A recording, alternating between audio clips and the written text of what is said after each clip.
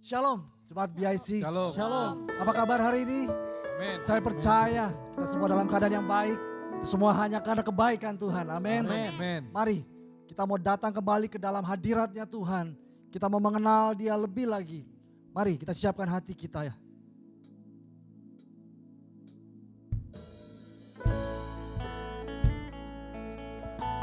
Terima kasih Tuhan. Ini kerinduan kami. Kami mau mengenal Engkau lebih lagi Tuhan. Ku buka mataku dan lihat wajah-Mu.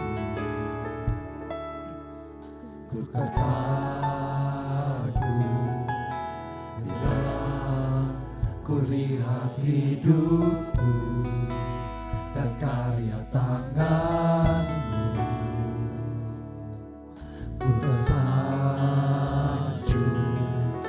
karena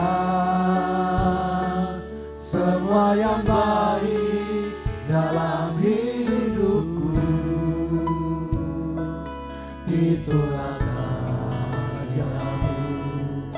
Kau beri kesempatan yang baru dan ku ingin mengenal-Mu Tuhan lebih dalam dari semua yang ku kenal. Tiada kasih yang melebihi-Mu, ku ada untuk menjadi penyembah-Mu. Benar Tuhan, ini kerinduan kami Tuhan.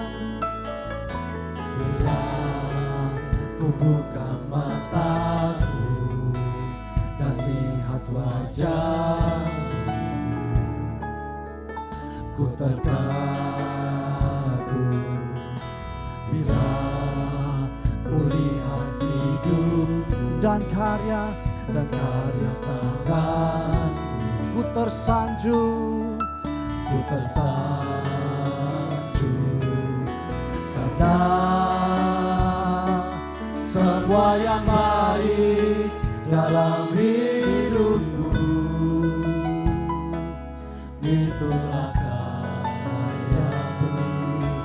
Kau beri kesempatan yang baru dan ku ingin mengenal-Mu Tuhan lebih dalam dari semua yang ku kenal. Tiada kasih yang melebihi-Mu, ku ada untuk menjadi penyembah-Mu. Dan ku ingin mengenal-Mu Tuhan lebih dalam dari semua yang ku kenal. Tiada kasih yang melebihi-Mu, ku ada untuk menjadi penyembah-Mu. Mari sekali lagi Jemaat BIC, naikkan pujian ini, katakan kalau kami buka mata kami Tuhan, kami melihat karya-Mu Tuhan yang besar. Ku terkagum benar Tuhan bila ku lihat hidupku dan karya tangan. Ku terkagum, ku tersanjung karena semua yang baik dalam hidupku, itulah karya-Mu, itulah karya-Mu. Beri kesempatan yang baru dan ku ingin mengenal-Mu Tuhan lebih dalam dari semua yang ku kenal. Tiada kasih yang melebihi ku ada untuk menjadi penyembahku. Dan ku ingin mengenalmu Tuhan, lebih dalam dari semua yang ku kenal. Tiada kasih yang melebihimu, ku ada untuk menjadi penyembah. Mari katakan dan ku ingin mengenalmu Tuhan, lebih dalam dari semua yang ku kenal. Benar Tuhan, tiada kasih yang melebihimu, ku ada untuk menjadi penyembah. Benar Tuhan, ini kerinduan kami. Dan ku ingin mengenal, kami mau lebih lagi Tuhan, lebih dalam dari semua yang ku kenal. Tiada kasih yang melebihimu, ku ada untuk mencari penyembah. Ku ada untuk mencari, ku ada untuk mencari, ku ada untuk mencari, ku ada untuk mencari penyembahmu. Mari kita sembah Dia. Kami menyembahmu Tuhan, kami tinggikan Engkau. Ini kerinduan kami, kami rindu mengenal Kau lebih lagi. Kami rindu pribadi-Mu Tuhan. Terima kasih Yesus, terima kasih Yesus, terima kasih Yesus.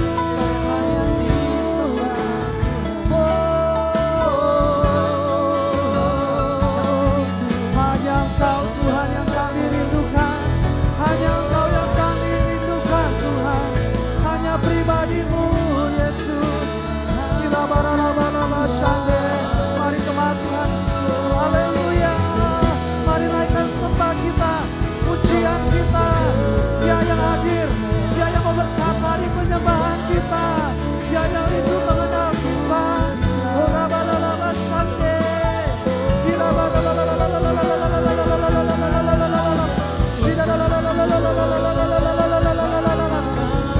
barang-barang syande. Haleluya, haleluya, haleluya bagimu Yesus. Engkaulah pokok pujian kami Tuhan, Engkau yang kami tinggikan Tuhan, Engkau yang kami agungkan Tuhan.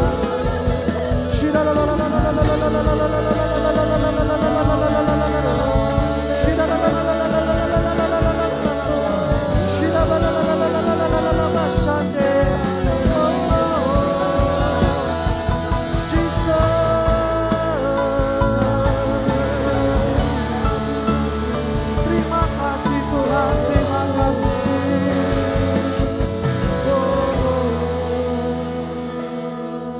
Terima kasih Tuhan.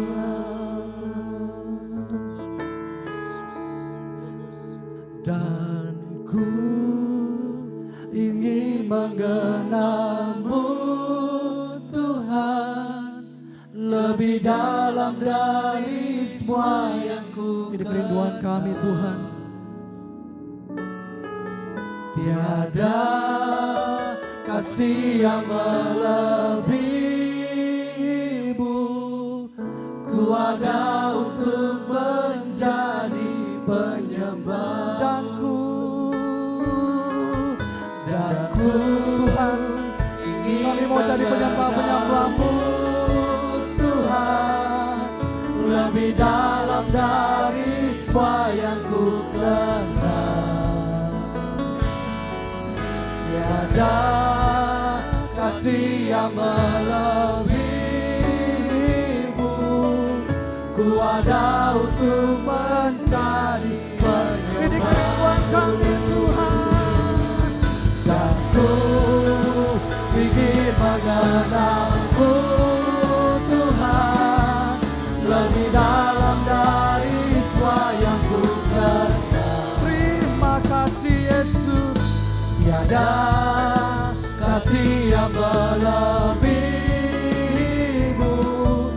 Ku ada untuk mencari penyembah. Ku ada untuk mencari.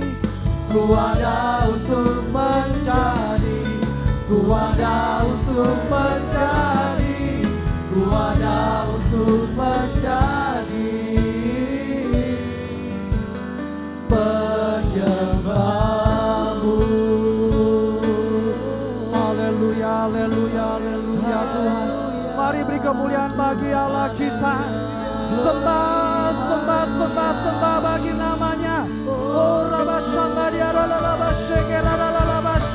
Allah segera bumi, Allah yang terima sembah pujian kami.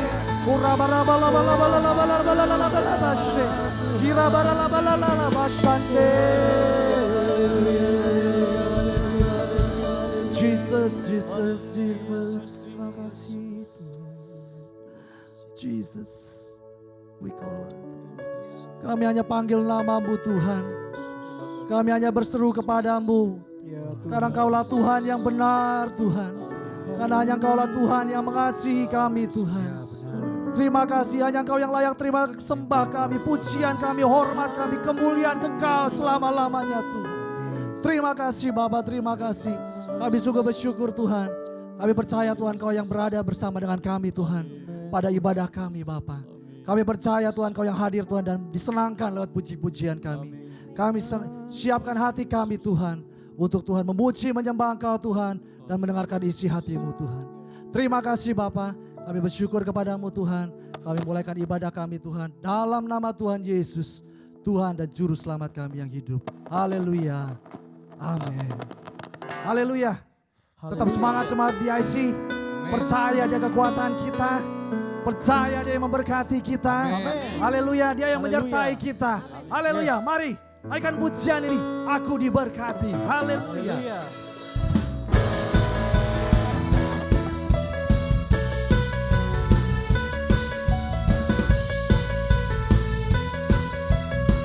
Haleluya. Mari sama-sama. Kasih setiamu nyata bagiku. Hikmat kebajikan, hikmat kebajikan tersedia bagiku. Sebab Allah sanggup limpahkan segalanya. Dan anugerahnya sangat besar bagi. Katakan aku diberkati. Aku diberkati, aku dilimpahi, karena Allah sanggup untuk menyediakan. Aku diberkati, aku dilimpahi, atas sempurna anugerah Tuhan bagiku. Haleluya, terima kasih Tuhan. Kasih setiamu bagi kami. Mari jemaat BIC naikkan pujian ini. Kasih setiamu. Kasih setiamu nyata bagi. Hikmat kebajikan Tuhan berikan. Hikmat kebajikan tersedia bagiku. Sebab Allah sanggup limpahkan segalanya. Dan anugerahnya sangat besar bagiku. Mari imani, aku diberkati. Aku diberkati, aku dilimpahi, karena Allah sanggup untuk menyediakan. Aku diberkati. Terima kasih Tuhan. Aku dilimpahi atas sempurna anugerah Tuhan bagiku. Haleluya. Oh terima kasih Yesus. Kami diberkati. Kami beri pujian bagimu. Haleluya. Ini pengakuan kami Tuhan. Mari coba BIC katakan. Sebab Allah sanggup.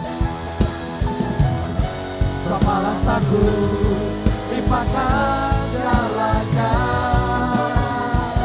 Dan anugerahnya sangat besar bagiku. Sebab Allah sanggup. Sebab Allah sanggup limpahkan segalanya. Amin. Dan anugerahnya sangat besar bagiku. Haleluya. Aku diberkati, aku dilimpahi, karena Allah sanggup untuk menyediakan. Haleluya. Diberkati, aku dilimpahi, karena Allah sanggup untuk menyediakan. Aku dilimpahi Tuhan, aku dilimpahi atas sempurna anugerah Tuhan. Mari sekarang kita katakan, aku diberkati, aku dilimpahi kami Tuhan, aku dilimpahi kami, karena terima kasih-Ku untuk menyediakan. Aku diberkati, aku dilimpahi atas sempurna anugerah Tuhan bagiku. Haleluya. Terima kasih, terima kasih Tuhan, Tuhan bagiku. Mari beri kemuliaan bagi Allah kita. Dia yang memberkati kita. Haleluya. Haleluya. Amin. Amin. Percaya berkat-berkatnya jadi bagian buat kita. Amin. Karena dia Allah yang sangat mengasihi kita. Mari siapkan hati kita. Kita mau rindu mengenal dia lebih dan lebih lagi. Amin. Tidak ada tempat yang lebih baik selain berada dalam hadiratnya. Mari katakan, seperti rusa yang haus Tuhan, kami rindu mengenalmu lebih lagi Tuhan. Seperti Tuhan tanah gersang, kami rindu pribadimu Tuhan. Terima kasih Yesus. Seperti rusa yang haus, rindu aliran sungaimu.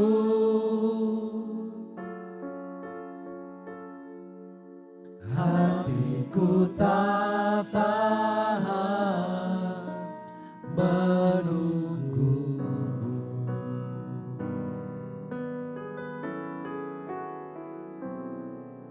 Bagai tanda gersang menanti datangnya hujan,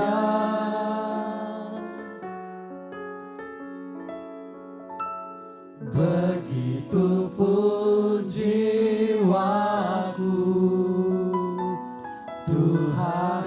Mari cepat biasi, katakan lagi, seperti rusa haus, seperti rusa yang haus, kami rindu Engkau, rindu aliran sungai. Jesus, Jesus, hatiku tak tahan menunggu, bagai tanah gersang, bagai tanda gersang menanti datangnya hujan. Begitupun jiwa kami Tuhan, begitupun jiwaku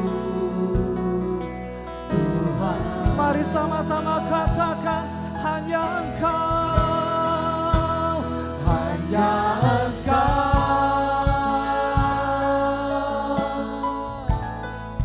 pribadi yang mengenal hatiku.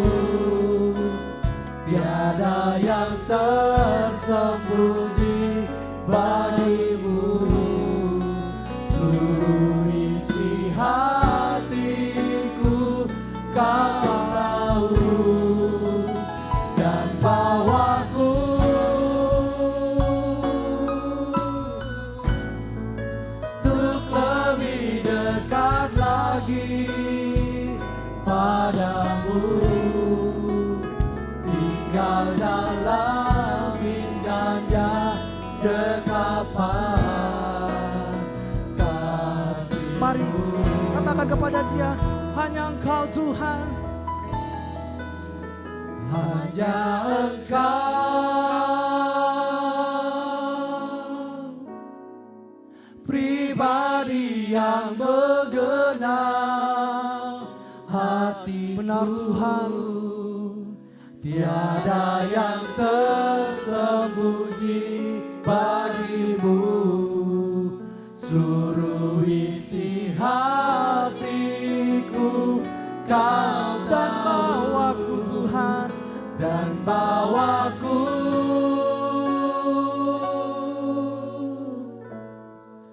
untuk lebih dekat lagi padamu,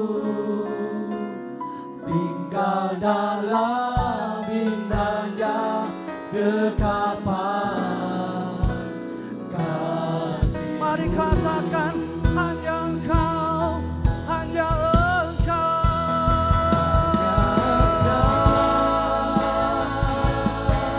Jesus, pribadi yang menggenang hatiku. Benar Tuhan, tiada yang Kau yang menyelidiki hati setiap kami, Kau yang memberkati kami Tuhan. Seluruh isi hatiku Kau dan bawa kami, dan bawaku untuk lebih dekat lagi padamu, tinggal dalam indahnya dekapan. Kami mau lebih lagi Tuhan, tinggal dalam indahnya dekapan kasih-Mu, tinggal dalam indahnya dekapan kasih-Mu. Kami mau tinggal dalam kasih-Mu, tinggal dalam indahnya dekapan.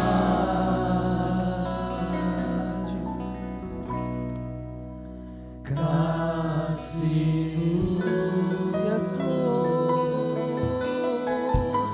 Ini kerinduan kami Tuhan, ini kerinduan kami. Biar kami terus mengenal pribadi-Mu, biar kami terus berjalan bersama Engkau Tuhan. Kami bersyukur padamu, kami bersyukur. Mari coba diisi, hampiri Dia, jamah tatanya, jamah hadiratnya. Jesus,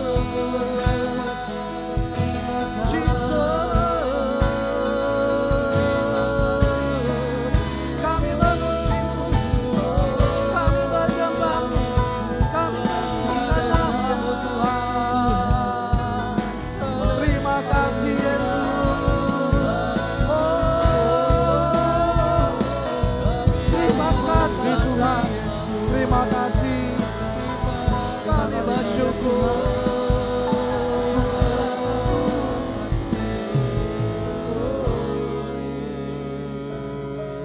Kami tahu Tuhan, tidak ada lebih, tempat yang lebih baik selain berada dalam hadirat-Mu Tuhan. Bahwa kami selalu dalam hadirat-Mu Tuhan.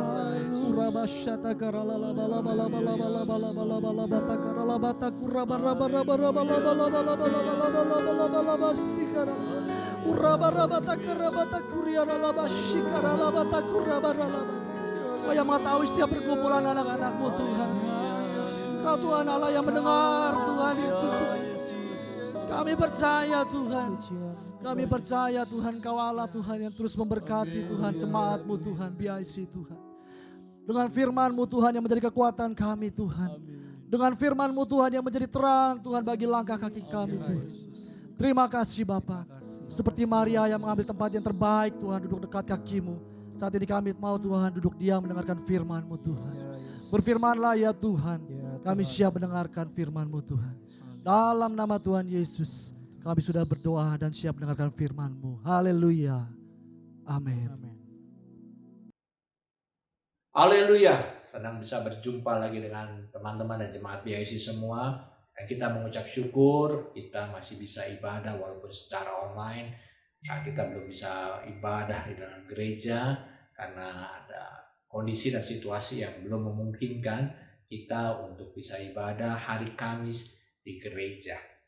Hari ini kita akan membahas tentang firman Tuhan yang sesuai dengan tema bulanan gereja kita, yaitu bergiat di dalam doa, penyembahan, dan puasa. Kalau minggu-minggu lalu kita sudah dijelaskan dengan baik tentang arti penyembahan, dan hari ini saya akan coba fokus sedikit tentang doa. Dan doa sebenarnya juga saya sudah pernah bawakan di tahun lalu. Doa yang baik itu seperti apa? Harus ada mengandung 4 unsur. Seperti doa yang diajarkan oleh Tuhan Yesus, itu doa Bapa kami. Dan saya sudah jabarkan mengenai Stan Totler punya penjelasan bahwa doa itu harus ada mengandung adoration, confession, thanksgiving, dan supplication. Jadi dalam doa itu bukan hanya permintaan saja, tapi di dalam doa itu membangun hubungan komunikasi dengan Tuhan. Jadi di dalam doa itu ada penyembahan. Jadi kalau berbicara tentang doa itu juga harus ada pembicaraan tentang penyembahan. Di dalam doa juga harus ada confession, itu pengakuan atas dosa-dosa kita dan pengakuan atas kehidupan kita yang sudah ditebus oleh Tuhan Yesus. Dan kemudian di dalam doa juga ada thanksgiving, yaitu ucapan syukur kepada Tuhan atas apa yang Tuhan kerjakan dalam kehidupan kita. Baru ada permintaan, itu 4 unsur. Tetapi banyak anak Tuhan yang ketika berbicara tentang doa, konteksnya tentang doa adalah konteks tentang permohonan. Padahal tidak demikian. Ada 4 unsur yang tadi yang sudah kita bahas. Tetapi saya tetap katakan, walaupun kita berdoa hanya sederhana, tidak memakai konsep-konsep yang baik atau benar, ataupun kita hanya berdoa hanya permintaan saja, tetapi kalau didasarkan dari dalam hati, saya bisa pastikan bahwa Tuhan Yesus akan menjawab doa-doa kita. Saya katakan sekali lagi bahwa Tuhan Yesus pasti menjawab doa-doa kita. Dan hari-hari ini merupakan hari-hari yang sulit dan orang sudah mulai meragukan, di mana Tuhan? Kenapa doa-doa kita tidak dijawab? Tuhan bilang dalam Matius 7 ayat 7, mintalah, maka kamu akan diberikan. Yeremia 33 ayat 3 berkata, mintalah. Kita sudah berdoa, kita sudah minta, tetapi kita belum dapat jawabannya. Kenapa demikian? Nah, hari ini kita akan bahas bahwa Tuhan Yesus, sekali lagi saya katakan, Tuhan Yesus pasti akan menjawab setiap doa-doa kita. Nah, yang perlu kita perhatikan hari ini adalah bagaimana cara Tuhan Yesus menjawab. Ada beberapa cara Tuhan Yesus menjawab doa-doa kita. Yang pertama, kita akan coba buka dalam Matius 9 ayat yang 27 sampai 31. Saya akan bacakan buat saudara. Ketika Yesus meneruskan perjalanannya dari sana, 2 orang buta mengikutinya sambil berseru-seru dan berkata, "Kasihanilah kami, hai anak Daud." Setelah Yesus masuk ke dalam sebuah rumah, datanglah kedua orang buta itu kepadanya dan Yesus berkata kepada mereka, "Percayakah kamu bahwa aku dapat melakukannya?" Mereka menjawab, "Ya Tuhan, kami percaya." Lalu Yesus menjamah mata mereka sambil berkata, "Jadilah kepadamu menurut imanmu." Maka meleklah mata mereka dan Yesus pun dengan tegas berpesan kepada mereka, katanya, "Jagalah supaya jangan seorang pun mengetahui hal ini." Tetapi mereka keluar dan memasyurkan dia ke seluruh daerah itu. Jadi di sini dikisahkan ada 2 orang buta yang datang kepada Tuhan Yesus dan memohon kepada Tuhan Yesus supaya mereka disembuhkan. Mereka mendapatkan mujizat, jamahan oleh Tuhan sehingga mereka dapat melihat kembali. Dan ketika Tuhan Yesus berjumpa dengan 2 orang buta ini, Tuhan Yesus berkata, "Percayakah kamu bahwa Tuhan Yesus dapat melakukannya?" Dan mereka berjawab, "Iya Tuhan, kami percaya." Lalu Yesus menjamah mata kedua orang buta itu dan berkata, "Jadilah kepadamu menurut imanmu." Dan firman Tuhan berkata, firman Tuhan mencatat, maka ketika Tuhan Yesus menjamah kedua mata orang buta itu, maka meleklah, maka bisa melihatlah orang itu kembali. Ada mujizat. Cara yang pertama yang Tuhan Yesus menjawab doa kita itu dengan cara mujizat. Jadi dengan cara yang instan, dengan cara yang segera. Ketika kita berdoa langsung ada jawaban yang Tuhan berikan dalam kehidupan kita. Dan ini memang orang mendamba-dambakan jawaban yang seperti ini. Dan akhir-akhir ini orang mulai berkata, masih ada mujizatkah dalam kehidupan orang-orang Kristen? Dan saya berkata bahwa masih ada mujizat. Dan saya mengajarkan jemaat PIC untuk tetap percaya bahwa Tuhan Yesus adalah Tuhan yang membuat mujizat. Percayalah, Yesus masih melakukannya. Kalau orang meragukannya, itu urusan mereka. Tetapi bagi kita, Tuhan Yesus bisa menjawab dengan mujizat. Apa yang kita perlukan kita doakan dengan mujizat, Tuhan Yesus bisa lakukan. Saya juga mengalami beberapa doa yang dijawab oleh Tuhan secara mujizat. Tetapi perlu kita ketahui, ini baru satu cara saja Tuhan Yesus menjawab. Cara Tuhan Yesus menjawab dengan cara mujizat. Dan mungkin ini yang kita dambakan. Tetapi ini hanya satu, tadi saya sudah jelaskan, hanya salah satu cara Tuhan Yesus menjawab. Bahwa Tuhan Yesus menjawab doa kita secara mujizat. Tetapi tidak demikian semua harus dijawab dengan cara yang mujizat. Ada cara lagi yang Tuhan Yesus bisa menjawab dalam doa-doa kita. Kita akan coba lihat di dalam Markus 8 ayat 22 sampai 26. Markus 8 ayat 22 sampai 26. Saya akan bacakan. Kemudian tibalah Yesus dan murid-muridnya di Betsaida. Di situ orang membawa kepada Yesus seorang buta dan mereka memohon kepadanya supaya ia menjamah dia. Yesus memegang tangan orang buta itu dan membawa dia keluar kampung. Lalu ia meludahi mata orang itu dan meletakkan tangannya atasnya dan bertanya, "Sudahkah kau lihat sesuatu?" Orang itu memandang ke depan lalu berkata, "Aku melihat orang, sebab melihat mereka berjalan-jalan tetapi tampaknya seperti pohon-pohon." Yesus meletakkan lagi tangannya pada mata orang itu, maka orang itu sungguh-sungguh melihat dan telah sembuh, sehingga ia dapat melihat segala sesuatu dengan jelas. Sesudah itu Yesus menyuruh dia pulang ke rumahnya dan berkata, "Jangan masuk ke kampung." Ada kisah orang buta lagi di Betsaida. Di sini ada orang yang membawa kepada Tuhan Yesus. Ada orang buta yang membawa kepada Tuhan Yesus. Hari ini kita tidak membahas tentang orang yang membawa itu, karena ada artinya sendiri. Dan orang itu membawa kepada orang buta ini kepada Tuhan Yesus. Dan apa yang dilakukan oleh Tuhan Yesus? Menarik yang Tuhan Yesus lakukan. Ketika orang buta itu datang kepada Tuhan Yesus, Tuhan Yesus tidak menjamah mata orang buta itu di saat itu juga.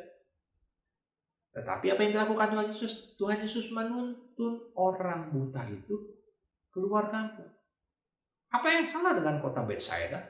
Betsaida dikenal dengan kota nelayan. Apa yang salah? Tidak ada yang salah dengan kota Betsaida. Tidak ada salah dengan kampung ini.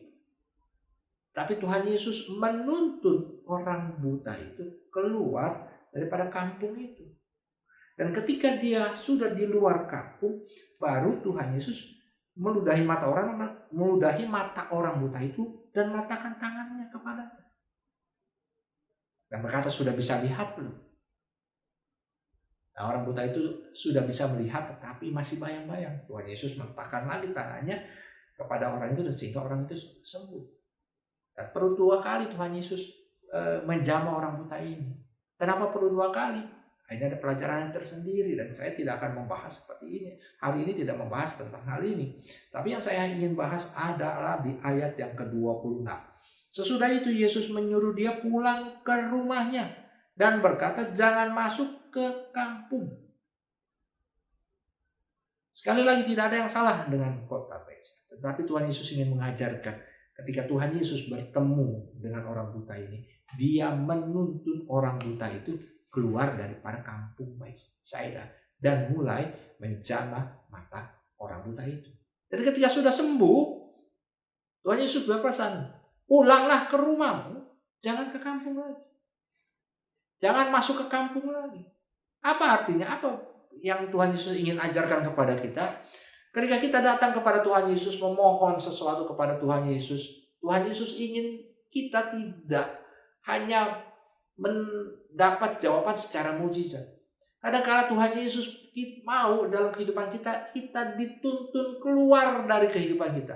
Keluar dari kehidupan seperti apa? Keluar dari kehidupan lama kita. Orang buta ini, dia sehari-hari ada di kampung Betsaida. Apa yang dilakukannya? Ya mungkin dia minta-minta di sana. Apa yang dilakukan? Segala kehidupannya yang lama, yang sehari-hari dia lakukan di sana. Tetapi Tuhan Yesus membawa keluar, menjadikan baru. Seperti hidup kita juga, Tuhan Yesus ingin mengajar kepada kita. Tuhan Yesus mau menuntun kita keluar dulu dari kehidupan lama kita. Tuhan Yesus ingin mengajarkan kita untuk menuntun hidup kita keluar daripada dosa-dosa kita. Sehingga ketika kita membiarkan diri kita dituntun oleh Tuhan keluar dari kehidupan lama kita dan mulai menikmati perjumpaan dengan Tuhan, jamahan Tuhan, baru kita akan mengalami jawaban daripada Tuhan. Dan Yesus berpesan, jangan balik ke kampung. Artinya apa? Jangan lagi balik dalam kehidupan kita yang lama. Tinggalkan dosa-dosa. Kadang-kala kita berdoa kepada Tuhan, Tuhan, saya sudah berdoa lama sekali untuk suami saya. Suami saya suka main tangan. Suami saya kasar. Suami saya tidak peduli sama saya. Tapi tidak pernah dijawab oleh Tuhan. Pertanyaannya, bagaimana dengan kehidupan kita? Bagaimana kehidupan para istri yang ingin suaminya berubah? Kalau sebagai istri masih juga berkata kasar, tidak mempedulikan suami, tidak bisa mengatur keuangan dengan baik, tidak bisa menjadi ibu rumah tangga yang bijak, bagaimana mungkin suami bisa berubah? Begitu pula dengan suami mungkin yang mau istri berubah. Jadi yang pertama kali yang harus kita lakukan adalah kita harus dahulu memberikan diri kita dituntun Tuhan keluar daripada kehidupan kita yang lama. Dari dosa kita, dari kebiasaan buruk kita. Kita dulu yang berubah. Suami belum berubah, nggak ada masalah. Istri berubah dulu. Istri belum berubah, nggak ada masalah. Kita sebagai suami, kita dulu yang berubah. Dan percayalah ketika kita berubah, ketika kita berjumpa dengan Tuhan, dan kita menikmati jamahan Tuhan, maka akan ada pertolongan Tuhan. Maka akan ada jawaban atas doa-doa kita.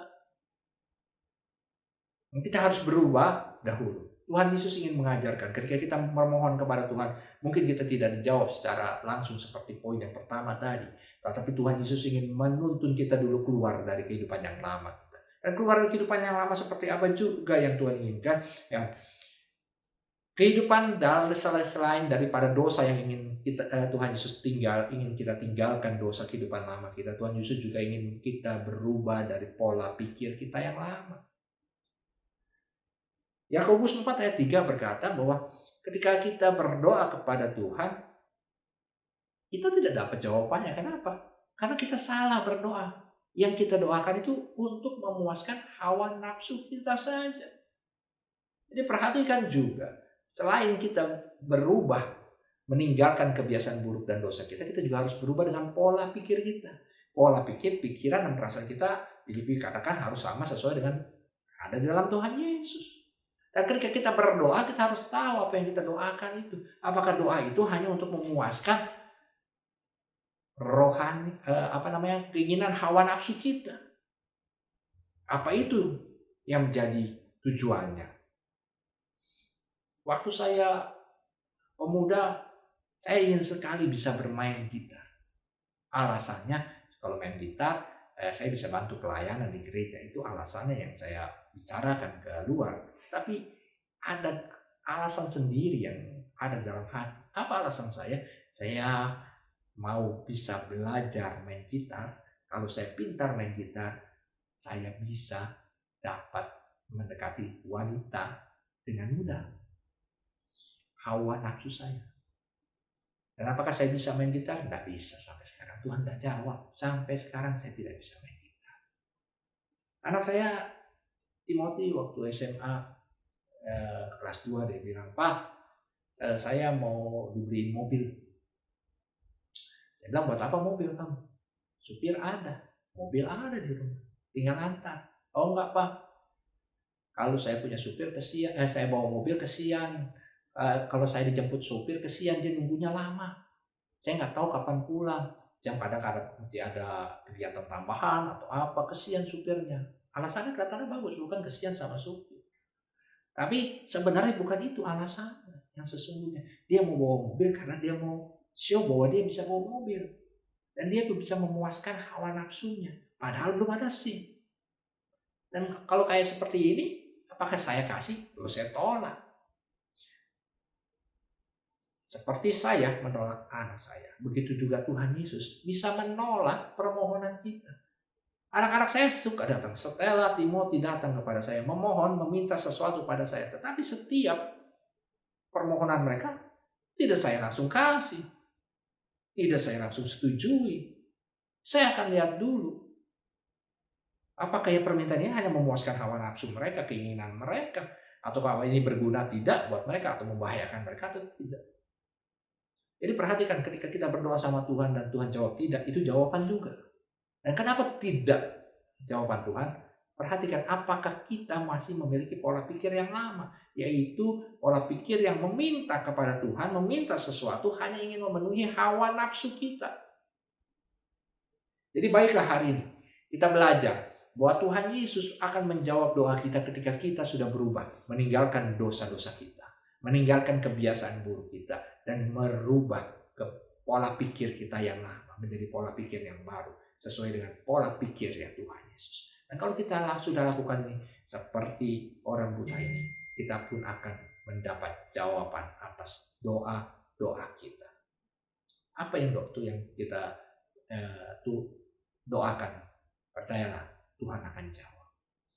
Jadi ada dua tadi yang kita sudah bahas. Yang pertama, Tuhan Yesus menjawab secara langsung, mujizat. Yang kedua, Tuhan Yesus menjawab doa kita ketika kita sudah bertobat. Ketika kita sudah meninggalkan dosa kita, kebiasaan lama kita, ketika kita sudah meninggalkan pola pikir yang salah dalam kehidupan kita, ketika kita meminta kepada Tuhan, maka Tuhan akan menjawab doa. Ada cara lagi yang lain. Ada beberapa cara, sebenarnya ada 5 cara, tetapi saya hari ini membahas saja 3 saja. Dan cara yang ketiga yang Tuhan ingin ajarkan kepada kita ketika kita berdoa dan Tuhan menjawab caranya adalah dalam Yohanes 9 ayat 1 sampai ke 7. Yohanes 9 ayat 1 sampai 7. Saya akan bacakan. Waktu Yesus sedang lewat, ia melihat seorang yang buta sejak lahirnya. Murid-muridnya bertanya kepadanya, "Rabi, siapakah yang berbuat dosa? Orang ini sendiri atau orang tuanya sehingga ia dilahirkan buta?" Dijawab Yesus, "Bukan dia dan bukan juga orang tuanya, tetapi karena pekerjaan-pekerjaan Allah harus dinyatakan di dalam dia. Kita harus mengerjakan pekerjaan dia yang mengutus aku selama masih siang. Akan datang malam di mana tidak ada seorang pun yang dapat bekerja. Selama aku di dalam dunia, akulah terang dunia." Setelah ia mengatakan semuanya itu, ia meludah ke tanah dan mengaduk ludahnya itu dengan tanah, lalu mengoleskannya pada mata orang buta tadi. Dan berkata kepadanya, "Pergilah, basuhlah dirimu dalam kolam Siloam." Siloam artinya yang diutus. Maka pergilah orang itu, ia membasuh dirinya, lalu kembali dengan matanya sudah melek. Dan di sini kita bisa melihat lagi ada seorang buta lagi yang datang kepada Tuhan Yesus. Dan ketika mereka datang, sebenarnya ini bukan datang, tapi mereka berjumpa dengan orang buta. Dan orang buta ini, murid-muridnya melihat, bertanya kepada Tuhan Yesus, "Tuhan Yesus, Rabi, orang ini buta sejak lahirnya. Ini salah siapa sih? Orang tuanya atau salah dia?" Tuhan Yesus bilang, bukan salah siapa-siapa, tetapi ada pekerjaan Tuhan yang ingin dinyatakan dalam kehidupan dia. Ayat yang ke-6, Yohanes 9 ayat yang ke-6, sesudah Yesus menjelaskan hal itu, ia meludah ke tanah dan mengaduk ludahnya itu dengan tanah, lalu mengoleskan pada mata orang buta tadi. Orang buta ini berjumpa dengan Tuhan Yesus. Tuhan Yesus juga berjumpa dengan orang buta ini. Dan orang buta ini juga punya kerinduan bahwa matanya dicelikkan. Dan ketika Tuhan Yesus melakukan sesuatu terhadap kehidupan orang buta ini, yaitu dia meludah ke tanah, mengoles-ngoleskan tanah, dan meletakkan olesan tanah itu ke mata orang buta tadi. Perhatikan di sini.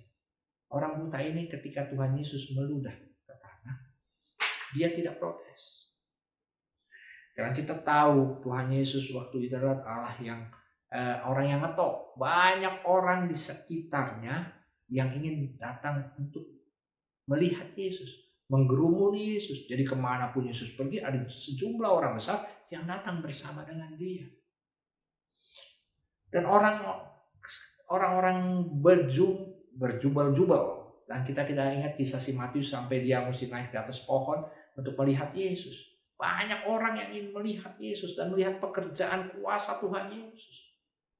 Dan orang-orang yang di belakang situ juga yang tidak bisa melihat secara langsung, mereka mungkin bertanya-tanya di depan. Apa yang sedang Tuhan Yesus kerjakan? Dan orang yang itu depan, Tuhan Yesus sedang meludah ke tanah. Terus orang itu bilang, kenapa meludah ke tanah? Apa yang dilakukan? Tuhan Yesus sedang aduk-aduk tanah. Loh, kenapa dia aduk-aduk tanah? Ya, apalagi yang dilakukan? Tuhan Yesus sedang mau mengoleskan ludah bercampur tanah itu ke mata orang buta itu. Perhatikan, ini orang buta, bukan orang tuli, bukan? Jadi ketika orang berbicara, dia mendengar. Dan mungkin saja dia tahu apa yang sedang Tuhan Yesus kerjakan. Ada orang-orang yang ingin bertanya dan mungkin dia dengar-dengar. Wah, Tuhan Yesus meludah. Tuhan Yesus sudah mengaduk-aduk tanah. Dan Tuhan Yesus mau memakai tanah dan ludahan air, ludahan dan tanah yang sudah diaduk itu untuk memoleskan matanya. Tapi orang buta ini tidak komplain. Orang buta ini tetap dia membiarkan Tuhan Yesus bekerja. Dan Tuhan Yesus mengolesi. Dan setelah Tuhan Yesus mengolesi mata orang buta itu, apakah orang buta itu langsung melihat? Tidak.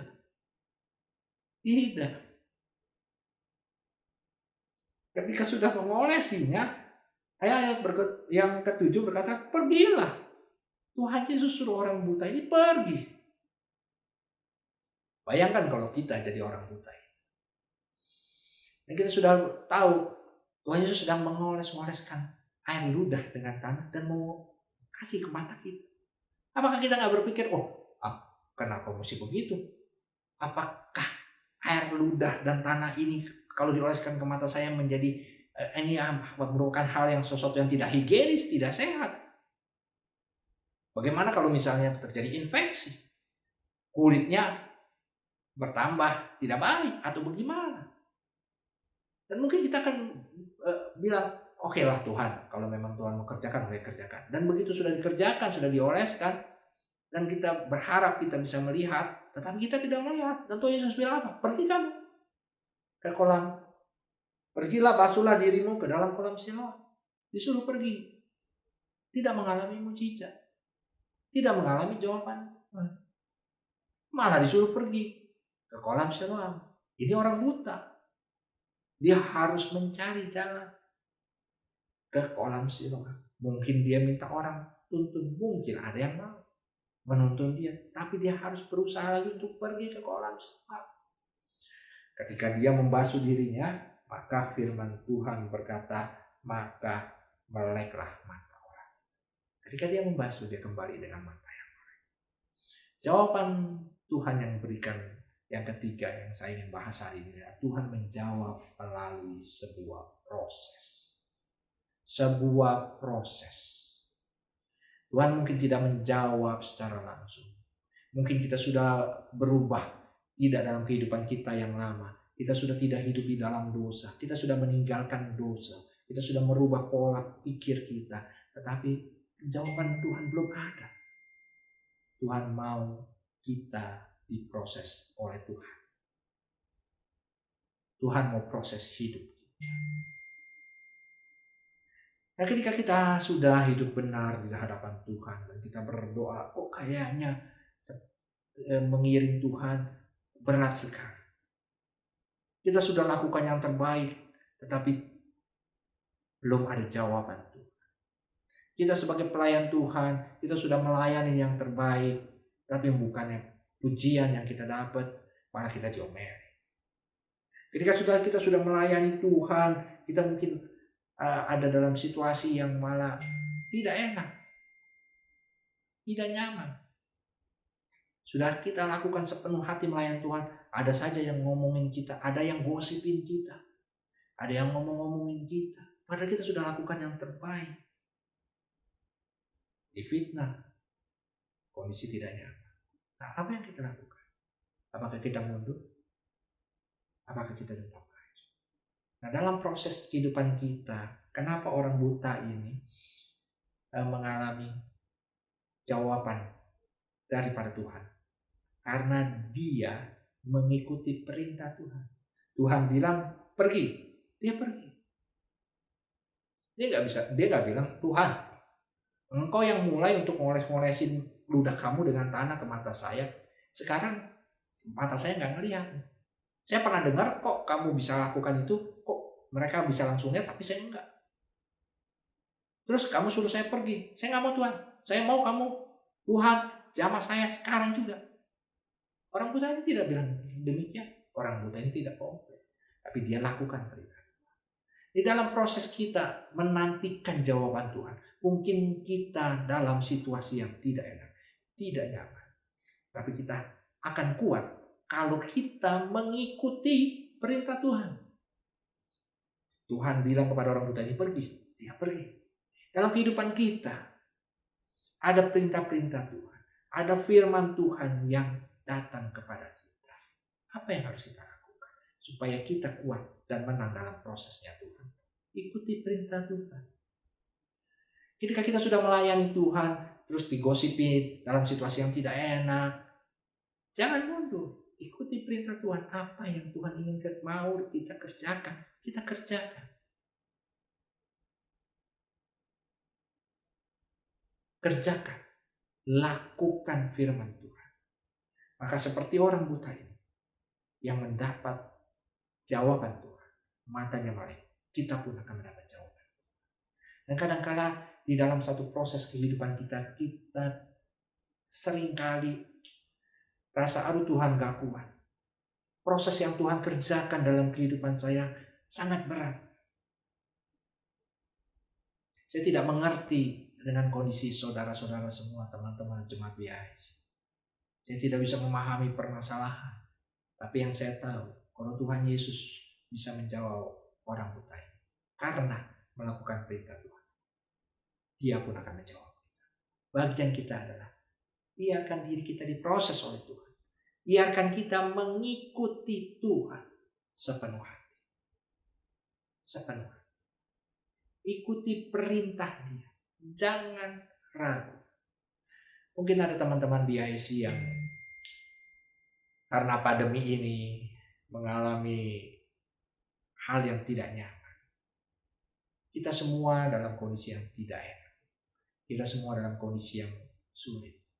Pekerjaan menurun. Dalam kehidupan saya juga bisnis menurun. Mungkin ada teman-teman yang kena PHK, tidak bisa bekerja lagi, perusahaannya tutup. Ini proses Tuhan. Apa yang ingin Tuhan kerjakan, kita tidak tahu. Tapi tetap percaya janji Tuhan. Ikuti perintahnya Tuhan. Maka kita akan mendapat jawaban atas doa. Kita ingin istri kita berubah. Kita sudah meninggalkan kebiasaan lama kita. Tapi kita lihat kenapa tidak berubah juga istri kita. Dari kelakuannya yang kasar. Dari kecerewetannya. Itu proses Tuhan.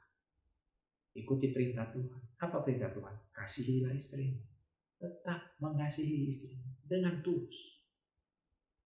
Maka akan ada suatu waktu Tuhan akan membuat hati istri akan berbalik kepada kamu. Percaya janji-janji Tuhan. Saat ini mungkin usaha kita mengalami penurunan. Tapi tetap pegang janji Tuhan. Ikuti perintah Tuhan. Jangan pernah tinggalkan Tuhan. bangun mesbah lebih lagi, baca Alkitab lebih lagi, lakukan apa yang Tuhan Yesus, walaupun sulit. Maka percayalah, Tuhan akan memulihkan bisnis saudara, bisnis teman-teman. Tuhan akan memulihkan kerjaan. Mungkin kerjaannya tidak sama karena sudah dipecat, tapi Tuhan akan sediakan yang lebih baik buat kita. Jadi hari ini kita sudah bahas 3 hal. Tuhan Yesus pasti menjawab doa kita. Permasalahannya adalah Tuhan Yesus bisa menjawab dengan cara yang berbeda. Yang pertama, Tuhan Yesus menjawab dengan cara mujizat instan. Tuhan Yesus menjawab. Yang kedua, Tuhan Yesus menjawab ketika kita sudah meninggalkan dosa-dosa, kebiasaan lama dan pola pikir yang salah. Kemudian Tuhan Yesus akan menjawab kita ketika kita sudah mengalami prosesnya Tuhan. Dalam prosesnya Tuhan, ketika kita kuat di dalam prosesnya Tuhan, kuat karena firman Tuhan, maka kita akan menang dan kita akan mendapat jawaban doa. Sekali lagi, sekarang masa pandemi dan saya tahu ini masa yang susah. Saya tidak bisa mengerti sekali lagi permasalahan teman-teman atau jemaat BIC. Tapi yang saya tahu, Tuhan yang kita sembah, Tuhan Yesus adalah Tuhan pembuat mujizat. Kuatkan iman kita. Tetap percaya pada Tuhan. Yakin dalam hidup kita. Tuhan Yesus pasti jawab. Tuhan Yesus pasti jawab setiap doa kita. Apapun yang menjadi doa kita. Kalau kita sudah percaya memiliki iman yang teguh. Kalau kita sudah meninggalkan dosa kita, kebiasaan lama kita, dan kita siap untuk diproses Tuhan. Dan saya yakin Tuhan Yesus akan menjawab setiap doa.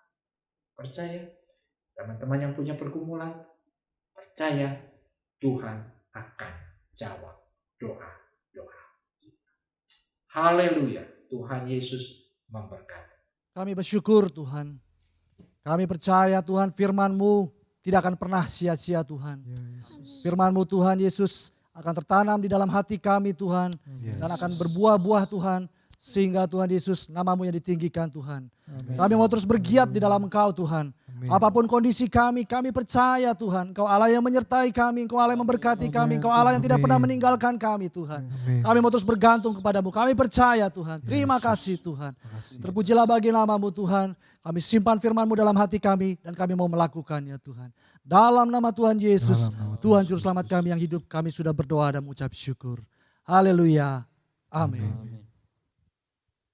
Teman-teman, saya akan membacakan pengumuman untuk BIC sepanjang minggu ini. Yang pertama, seluruh informasi BIC akan disampaikan melalui sosial media BIC sambil melihat perkembangan situasi dan kondisi yang ada. Yang kedua, untuk kegiatan pertemuan komsel secara fisik masih diliburkan. Tetapi apabila teman-teman ingin mengadakannya secara online, dipersilakan. Yang ketiga, jadwal doa dan puasa BIC setiap hari Selasa dimulai dari Senin jam 10 malam sampai Selasa jam 3 sore. Mari teman-teman BIC ambil bagian dalam doa puasa ini dan percaya bahwa kita akan terus dikuatkan oleh Tuhan dan kita percaya bahwa kasih karunia-Nya terus menyertai kita. Yang keempat, follow sosial media kita.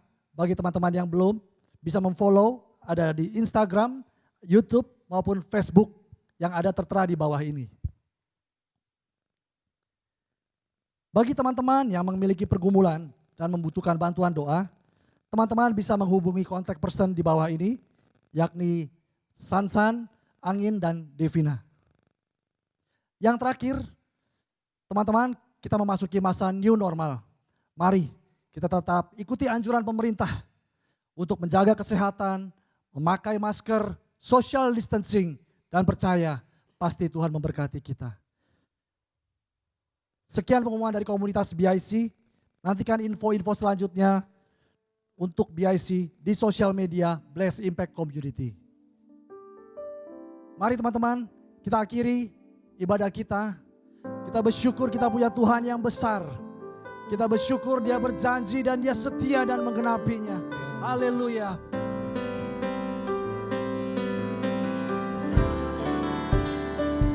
Aku punya Tuhan yang besar, yang telah berjanji dan sanggup menggenapi.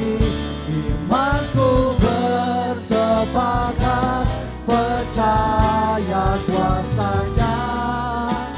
Ku terima sekarang kemenangan dari. Mari teman-teman sekali lagi naikkan pujian ini, katakan, aku punya Tuhan. Aku punya Tuhan yang besar, yang telah berjanji dan sanggup menggenapi. Imanku bersepakat percaya kuasa-Nya. Ku terima sekarang kemenangan dari. Mari imani, ku terima sekarang, ku terima sekarang kemenangan dariku. Ku terima sekarang kemenangan, ku terima sekarang kemenangan darimu.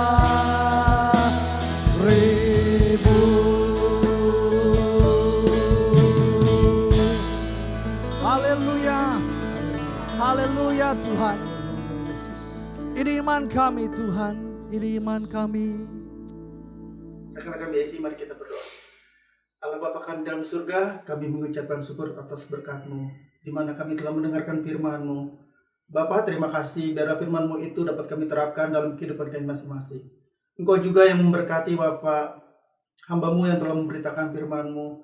Engkau memberkati pelayanannya, Engkau memberkati keluarganya, Engkau memberkati di mana dia berada. Engkau juga yang melindungi, jauhkan dari hal-hal yang Engkau tidak inginkan. Bapakku, Allahku, Tuhan, terima kasih Bapak atas kebaikan-Mu, di mana juga Engkau telah memberkati rekan-rekan kami BAC. Engkau memberkati dalam mata pencariannya, Engkau memberkati dalam keluarga mereka Bapak. Bapak, di mana mereka berada, Engkau juga melindungi. Terpujilah nama-Mu Bapak. Rekan-rekan BAC, mari kita mengangkat tangan. Rekan-rekan BAC, terimalah berkat dari Allah Bapa, Allah Anak, Allah Roh Kudus, yaitu Tuhan Yesus Kristus. Mulai hari ini sampai selama-lamanya. Terpujilah nama-Mu Bapa, Engkau juru selamat kami yang hidup. Haleluya. Amin.